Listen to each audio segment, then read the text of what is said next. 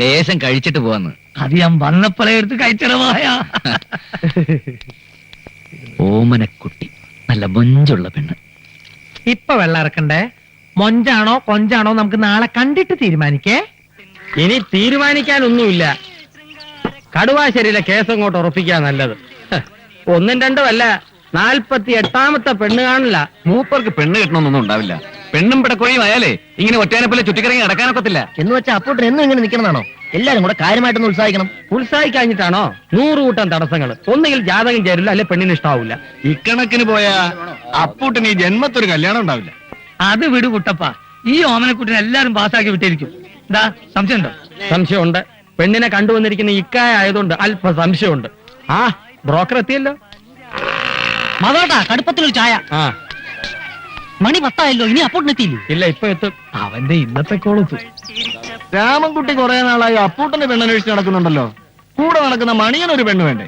ഉണ്ടല്ലോ, നക്ഷത്രം തൃക്കേട്ട, 5 അടി 3 ഇഞ്ച് പൊക്കം, ചെമ്പകപ്പൂവിന്റെ നിറം, ഒറ്റ മകൾ, 1 കിലോ സ്വർണം, 5 ലക്ഷം രൂപയുടെ സ്വത്ത്.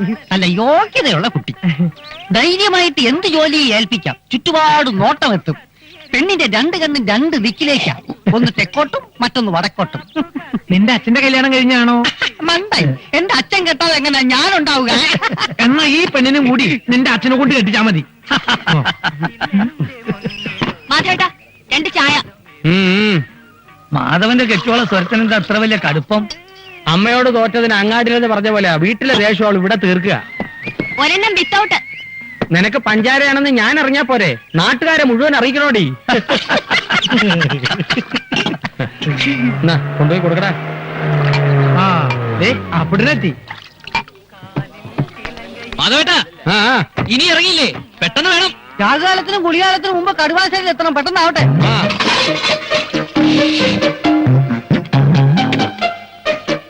അങ്ങേർക്ക് കടയടയ്ക്കാൻ കാരണമില്ലാണ്ടിരിക്കുകയായിരുന്നു.